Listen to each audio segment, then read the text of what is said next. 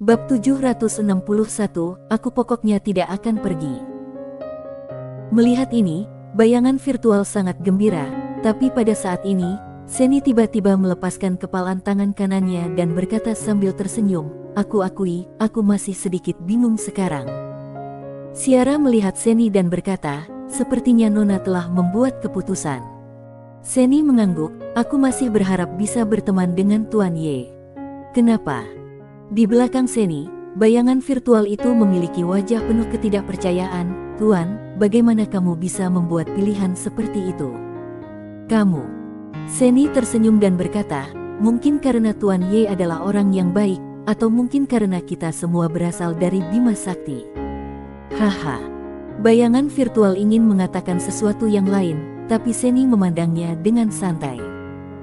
Bayangan virtual tiba-tiba tidak berani berbicara lagi.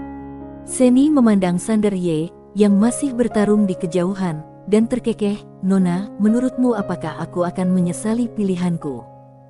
Ciara berkata dengan tenang, Nona, bisakah kamu memberitahuku kenapa kamu membuat pilihan ini? Seni tersenyum dan berkata, dua alasan. Pertama, Tuan Ye benar-benar orang baik. Kedua, menurutku bibi di belakangnya sangat kuat. Ciara mengangguk, tapi Nona tidak tahu seberapa kuat bibinya, jadi sedikit khawatir, bukan? Seni mengangguk, ya. Ciara berkata, aku tidak bisa memberitahu Nona seberapa kuat bibinya. Seni mengerutkan kening. Ciara menambahkan, tapi, aku dapat memberitahu Nona bahwa kalau bibinya mengambil tindakan untuk menghancurkan peradaban hutan, itu hanya masalah satu pedang. Seni tercengang. Bayangan virtual di belakang Seni tiba-tiba berkata dengan marah, apakah kamu sedang membual? Kamu. Ciara tiba-tiba mengeluarkan benda ilahi, mengarahkannya ke bayangan virtual itu dan menarik pelatuknya. Bang! Kilatan api langsung mengguncang bayangan virtual hingga terbang ribuan kaki jauhnya. Kamu. Setelah bayangan virtual berhenti, dia sedikit terkejut, apa itu? Ciara memandangi bayangan virtual itu dengan santai dan berkata, saat majikan ada di tempat, aku tidak pernah menyela saat dia berbicara. Bayangan virtual. Seni menatap bayangan virtual itu dan tersenyum, aku tidak bisa mengendalikannya lagi. Ekspresi bayangan virtual berubah drastis, dia berlutut dan berkata dengan suara gemetar, Tuan, aku. Seni berkata dengan tenang, mulai sekarang, jangan berbicara tanpa izin aku, kalau tidak, aku akan menghancurkan mulut kamu. Bayangan virtual mengangguk dengan tergesa-gesa. Seni memandang Ciara dan berkata sambil tersenyum, dia sudah lama bersamaku, jadi aku tidak tega membunuhnya. Ciara menggelengkan kepalanya, itu tidak ada hubungannya denganku. Seni melirik Sander Ye di kejauhan, lalu berkata, Nona bilang bahwa bibinya dapat menghancurkan peradaban hutan dengan satu pedang. Apakah Nona tahu sesuatu tentang peradaban hutan? Ciara berkata dengan tenang, aku tahu Nona ingin tahu seberapa kuat bibinya. Seperti yang aku katakan tadi, aku tidak bisa memberitahumu karena bahkan tuanku dan aku tidak tahu seberapa kuat dia. Kami pernah mempelajarinya dan ingin membuat standar untuk mengukurnya, tapi kemudian kami menemukan bahwa itu tidak berhasil sama sekali. Sebagai analogi, ketika kami mengira dia berusia 10 tahun, suatu hari kami tiba-tiba menemukan bahwa dia sudah berusia 100 tahun. Ketika kami mengira dia berumur 1000, dia sudah berumur 10.000. Berbicara tentang ini, dia menggelengkan kepalanya. Mungkin hanya dia sendiri yang tahu seberapa kuat dia. Tidak, mungkin dia sendiri tidak tahu seberapa kuat dia. Seni bingung, tidak peduli seberapa kuatnya kamu, ada level tertentu, dia. Ciara menggelengkan kepalanya, dia tidak mengembangkan ranah. Seni tercengang. Bayangan virtual di samping menatap Ciara dengan dingin. Sial, siapa yang tidak tahu cara menyombongkan diri? Pada saat ini, suara keras tiba-tiba datang dari kejauhan. Semua orang berbalik dan melihat Sander Ye mundur dengan keras tidak jauh dari sana. Saat Sander Ye berhenti, darah perlahan mengalir dari sudut mulutnya. Sander Ye mengangkat kepalanya dan menatap pria paruh baya di kejauhan. Di belakang pria paruh baya itu, ada sebuah patung besar. Patung itu berdiri di antara langit dan bumi seperti kekuatan iblis, dan secara bertahap mulai menjadi ilusi. Ketika pria Parubaya memanggil patung itu, dia tidak tahan lagi. Pasalnya, kekuatan yang dikeluarkan dari patung ini terlalu dahsyat. Pada saat ini, pria Parubaya itu juga sedang melihat ke arah Sanderye. Ekspresinya jelek karena dia tidak menyangka pemuda di depannya bisa melawannya begitu lama. Padahal ranahnya jauh melampaui pemuda di depannya. Selain itu, dia menemukan bahwa biarpun dia mencoba yang terbaik, dia tidak dapat membunuh Sanderye dan hanya bisa menekannya. Ada banyak orang jenius di era ini. Mata pria Parubaya itu secara bertahap menunjukkan niat membunuh. Biarpun Sanderye tidak berarti di depan seluruh peradaban hutan, orang seperti ini tidak dapat dianggap remeh. Karena batas atas orang seperti ini pasti sangat menakutkan, dan kemungkinan besar dapat mengancamnya di masa depan. Dengan niat membunuh, aura patung di belakang pria Parubaya itu tiba-tiba menjadi ganas. Pada saat ini, Sanderye juga merasakan niat membunuh dari pihak lain. Dia tiba-tiba tertawa, "Ayo lagi." Setelah mengatakan itu, dia tiba-tiba berubah menjadi cahaya pedang berdarah dan menghilang dari tempatnya. Jelek. Cahaya pedang berdarah melintas di lapangan. Robek semuanya. Di kejauhan, tatapan ganas muncul di mata pria Parubaya itu. Alih-alih bergeming, dia mengambil langkah maju dan meninju Sanderye.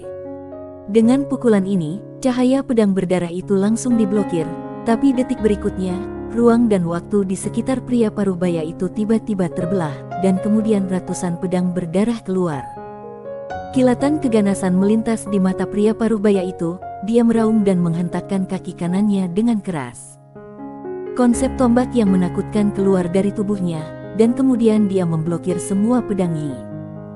Tapi pada saat ini, cahaya pedang menyambar langsung dari kepala pria Parubaya itu. Pria Parubaya itu meraung lagi, dan patung di belakangnya tiba-tiba memukul. Bang! Dengan pukulan ini, Sanderye langsung terguncang ribuan kaki jauhnya. Begitu Sanderye berhenti, patung di belakang pria Parubaya itu tiba-tiba membungkuk dan meninju Sanderye lagi. Pukulan ini menyebabkan dunia mendidih. Saat ini, pria Parubaya itu benar-benar marah. Sungguh memalukan baginya untuk bertarung terlalu lama dengan seseorang yang jauh lebih rendah dari dirinya. Dia tidak tahan. Di kejauhan, Sanderye perlahan menutup matanya saat dihadapkan pada pukulan mengerikan ini. Kekuatan darahnya melonjak deras di tubuhnya, dan di saat yang sama, aliran konsep pedang terus mengalir keluar dari tubuhnya. Tiba-tiba, Sanderye membuka matanya dan menusuk dengan pedang. Domain pedang ruang dan waktu. Dalam domain pedang ini, konsep pedang yang tak terhitung jumlahnya dan kekuatan ruang dan waktu khusus yang tak terhitung jumlahnya meledak seketika. Bang! Dalam sekejap, area ruang dan waktu tempat Sanderye berada meledak, lalu gelombang kekuatan mengerikan terus bergetar ke segala arah. Patung pria Parubaya juga mundur dengan keras saat ini. Di sisi lain, Seni memandang Sanderye, yang sedang mundur dengan keras di kejauhan, dengan kilatan keterkejutan di matanya. "Aku masih meremehkannya." Sanderye mengejutkannya karena dia tidak menyangka Sanderye bisa bertarung dengan master peradaban hutan ini begitu lama. "Tahukah kamu, di ranah apa Sanderye saat ini?" Ranahnya sangat berbeda, tapi kekuatan tempurnya hampir sama. Terlalu jenius. Kalau Sanderye juga memasuki ranah Shinto. Memikirkan hal ini, ekspresi Seni berangsur-angsur menjadi serius. Bang! Pada saat ini, ruang dan waktu di kejauhan tiba-tiba meledak lagi. Detik berikutnya, Sanderye dan pria Parubaya itu mundur dengan keras pada saat yang bersamaan. Ketika kedua belah pihak mundur dengan keras, pedang Yi yang tak terhitung jumlahnya terus memburu pria Parubaya seperti hantu dari seluruh penjuru, sangat padat. Pria Parubaya itu memegang tombak panjang dan terus mengayunkannya dengan cepat, dan cahaya tombak itu ditembakkan untuk menahan pedang Yi di sekitarnya.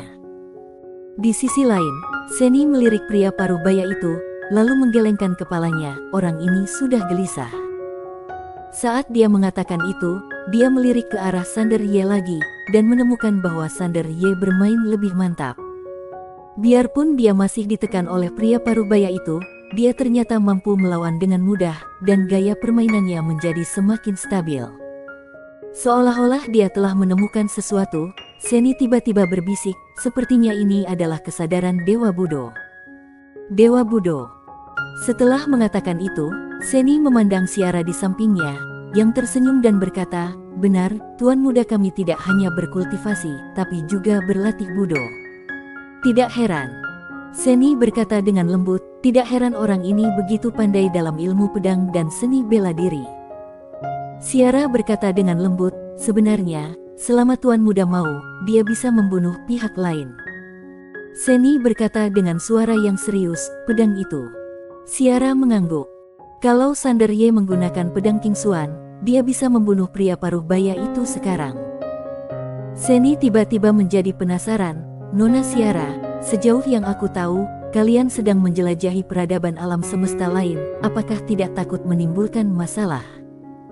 Siara menatap Seni dan berkata sambil tersenyum, "Apa yang ingin kamu ketahui dariku?" Seni tersenyum dan berkata, "Aku hanya ingin tahu."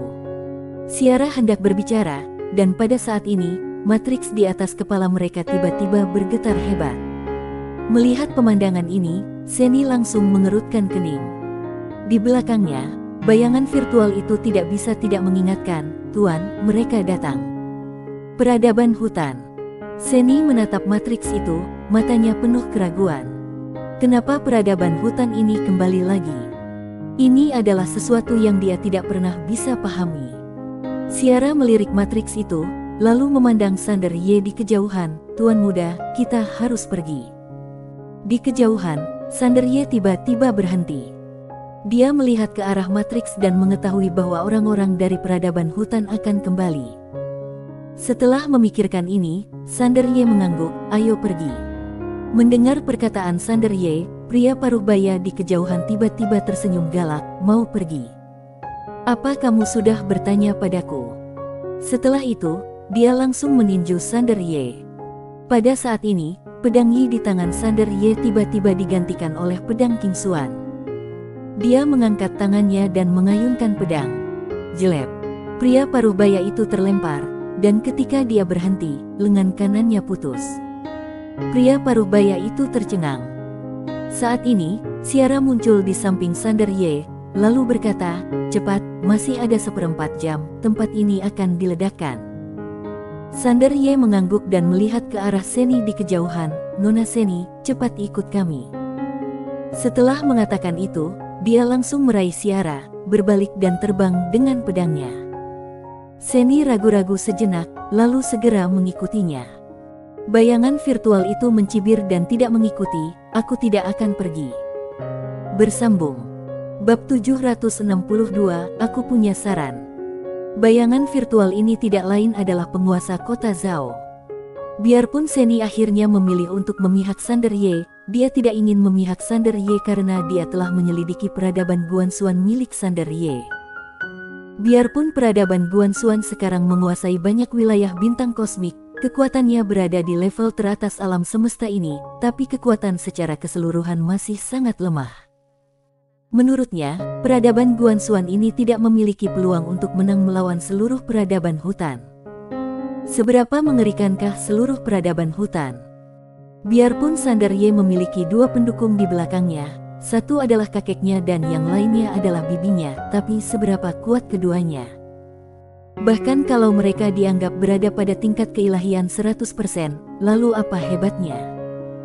Tahukah kamu, ada lebih dari 2 orang di peradaban hutan yang memiliki tingkat keilahian 100%, dan bahkan ada yang lebih kuat.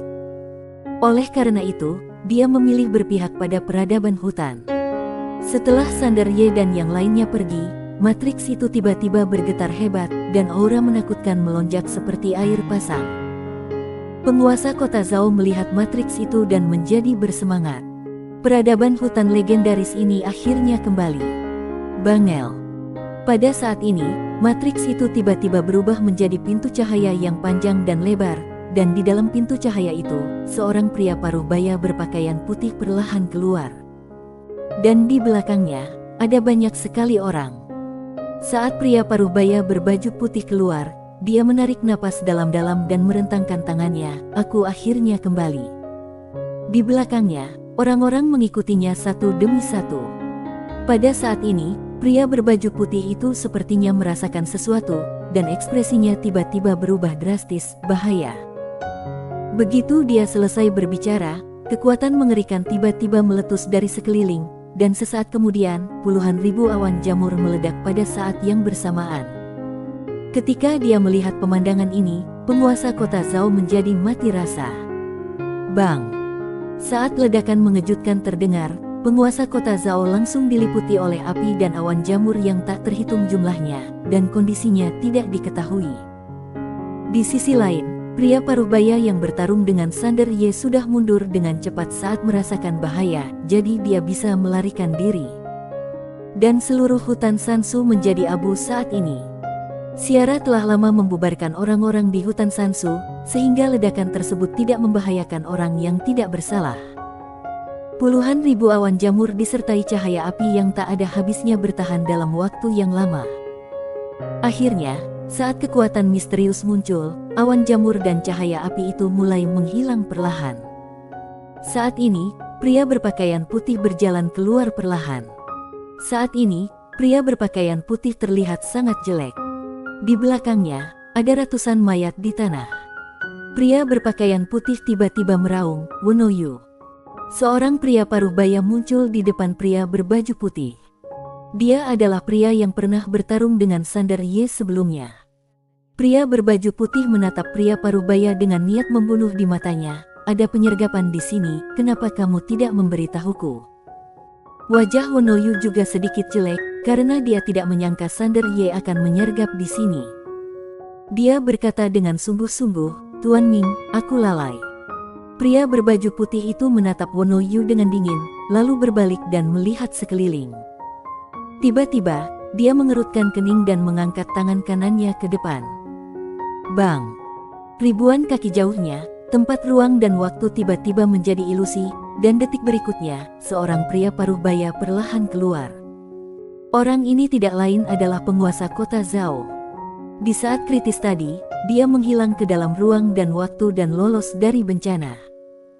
Tuan Ming memandang penguasa kota Zhao, penguasa kota Zhao. Penguasa kota Zhao sangat sibuk sehingga dia berkata, "Tuan Ming, ini aku." Tuan Ming berkata tanpa ekspresi, "Di mana tuanmu?" Penguasa kota Zhao ragu-ragu sejenak, lalu berkata, "Dia mengikuti Sander Ye." Tuan Ming mengerutkan kening, dia memilih untuk bergabung dengan peradaban Guanxuan. Penguasa kota Zhao mengangguk. Tuan Ming mencibir, "Itu konyol." Penguasa kota Zhao tidak berani berbicara. Biarpun Tuan Ming di depannya juga berada dalam kondisi keilahian 90%, dia tahu betul bahwa tidak mungkin dia bisa dibandingkan dengan orang lain dalam kondisi keilahian 90% yang sama. 90% keilahian Tuan Ming tidak memiliki kelemahan sama sekali. Saat ini, di belakang Tuan Ming, orang-orang dari peradaban hutan terus berdatangan. Tuan Ming tiba-tiba berkata, "Ceritakan tentang peradaban Guanxuan ini." Awalnya dia tidak menganggap serius peradaban Guanxuan, tapi kini tampaknya peradaban Guanxuan agak rumit. Mereka tidak hanya berani menjadi musuh peradaban hutan, tapi juga memiliki kemampuan untuk membunuh master 90% keilahian. Setelah mendengar kata-kata Tuan Ming, penguasa kota Zhao buru-buru memperkenalkan peradaban Guanxuan kepadanya. Setelah beberapa saat, Tuan Ming menyipitkan matanya dan berkata, "Mungkinkah ada dua orang yang berada pada tingkat keilahian 100%? Penguasa kota Zhao mengangguk, "Ya, mereka adalah kultivator pedang berbaju biru dan wanita bergaun polos. Tapi, aku tidak yakin apakah mereka berada dalam kondisi keilahian 100%. Aku hanya tahu bahwa secara umum, di depan mereka, master 90% keilahian pada dasarnya tidak bisa melawan." Tuan Ming terdiam. Kalau kedua master tersebut benar-benar dalam kondisi 100%, maka peradaban hutan harus memperhatikannya. Orang kuat di level ini tidak bisa diremehkan. Pada saat ini, penguasa kota Zhao tiba-tiba berkata, "Tapi, menurut aku kecil kemungkinannya mereka berada pada tingkat keilahian 100%. Tuan Ming menarik kembali pikirannya dan memandang penguasa kota Zhao. Kenapa kamu bilang begitu? Penguasa kota Zhao berkata dengan suara yang serius, hanya ada satu orang dalam sejarah alam semesta ini yang telah mencapai 100% keilahian, yaitu Wan, dan orang ini telah mati, tapi orang ini diketahui oleh semua orang di zaman kami. Tapi aku belum pernah mendengar tentang wanita bergaun polos dan pria berbaju biru. Oleh karena itu, aku pergi menyelidiki mereka, tapi aku tidak menemukan apapun. Kalau mereka menang 100% keilahian, seharusnya sudah terkenal di seluruh alam semesta. Tuan Ming bertanya, kalau mereka tidak berada dalam kondisi keilahian 100%, lalu kenapa Sander Ye berani menjadi musuh peradaban hutan? Setelah hening beberapa saat, penguasa kota Zhao berkata, mungkin karena kebodohan. Tuan Ming sedikit mengernyit, bodoh. Penguasa kota Zhao mengangguk, ya, Sander Ye sama sekali tidak memahami peradaban hutan. Dalam pemahamannya tentang dunia, 90% keilahian sudah menjadi orang yang sangat kuat. Dalam kondisi begini, dia tidak menganggap serius peradaban hutan, itu sangat mudah untuk dimengerti. Apalagi orang ini masih sangat muda, kurang dari 30 tahun, dan dia adalah generasi kedua yang kuat, jadi tidak dapat dihindari bahwa dia akan menjadi sombong. Tuan Ming menatap penguasa kota Zhao, apakah kamu pernah punya masalah dengannya? Penguasa kota Zhao tercengang. Tuan Ming berkata dengan tenang, orang ini bisa menjadi pemimpin suatu peradaban, bagaimana dia bisa seburuk seperti yang kamu katakan? Dia mungkin tidak tahu seberapa kuat peradaban hutan, tapi dia pasti tahu bahwa peradaban hutan memiliki master 100% keilahian, tapi karena dia tahu bahwa ada 100% keilahian di peradaban hutan, dia masih berani menjadi musuh kami, entah dia terbelakang mental atau tidak takut. Berbicara tentang ini, dia memandang penguasa kota Zhao, apakah menurutmu dia mengalami keterbelakangan mental? Penguasa kota Zhao tampak sedikit tidak senang dan tidak berani berbicara. Tuan Ming melanjutkan, jelas sekali di antara wanita dengan bergaun polos dan pria berkemeja biru yang kamu sebutkan, salah satu dari mereka pasti berada pada tingkat keilahian 100%, atau bahkan keduanya berada pada tingkat keilahian 100%. Penguasa kota Zhao sedikit terkejut, tidak mungkin keduanya berada pada tingkat keilahian 100%. Tuan Ming berkata dengan tenang, kenapa tidak mungkin? Penguasa kota Zhao berkata dengan sungguh-sungguh, kalau mereka semua berada di alam keilahian 100%, mereka tidak mungkin tidak dikenal. Tuan Ming menggelengkan kepalanya, dia tidak terkenal, jadi menurutmu dia bukan 100% keilahian? Penguasa kota Zhao terdiam. Tuan Ming berkata lagi, satu hal lagi, penguasa kota Zhao, tahukah kamu kenapa tuanmu tiba-tiba membelot ke peradaban Guanxuan? Penguasa kota Zhao berkata dengan suara yang serius, mungkin ada yang salah dengan otaknya. Tuan Ming menggelengkan kepalanya, aku pikir ada yang salah dengan otakmu. Penguasa kota Zhao. Tuan Ming berkata dengan tenang, tuanmu mengetahui beberapa detail tentang peradaban hutan, tapi dia tetap memilih untuk berpihak pada peradaban Guanxuan. Kenapa? Karena dia merasa peradaban Guanxuan dapat bersaing dengan peradaban hutan. Berbicara tentang ini, dia terkekeh, aku harus mengatakan, aku agak tertarik dengan peradaban Guanxuan ini. Penguasa kota Zhao terdiam. Dia telah menyelidiki peradaban Guanxuan, dan sekarang kekuatan peradaban Guanxuan secara keseluruhan jelas jauh lebih rendah daripada peradaban hutan. Satu-satunya ketidakpastian adalah wanita dengan bergaun polos dan pria berkemeja biru.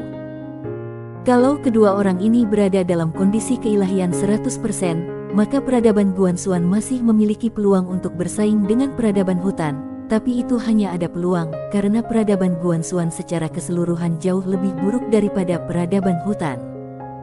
Saat ini, Wonoyu yang sebelumnya pernah bertarung dengan Sander Ye tiba-tiba berkata, Sander Ye ini memang tidak bisa dianggap remeh.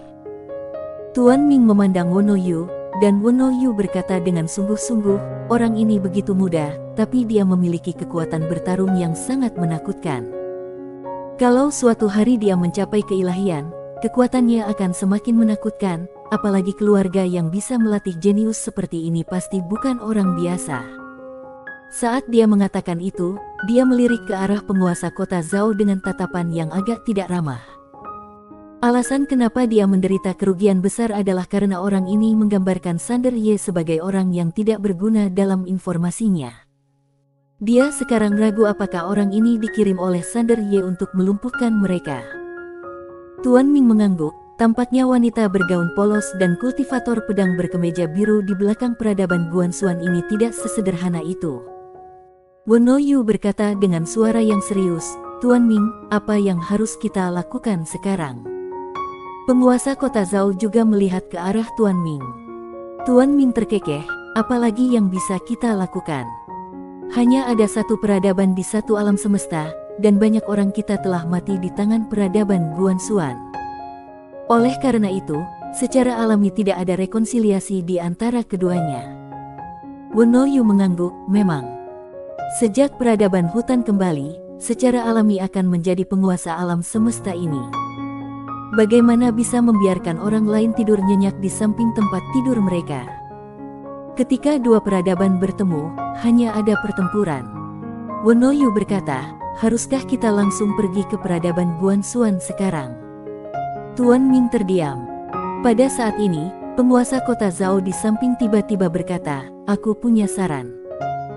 Tuan Ming memandang penguasa kota Zhao, yang berkata dengan suara yang serius, "Anggota terkuat dari peradaban Guanxuan adalah wanita dengan bergaun polos dan pria berkemeja biru. Selama mereka ditangani, peradaban Guanxuan dapat dihancurkan hanya dengan mudah. Oleh karena itu, aku sarankan langsung ajak bertempur kedua orang ini untuk menyelesaikan masalah secara mendasar dan selamanya."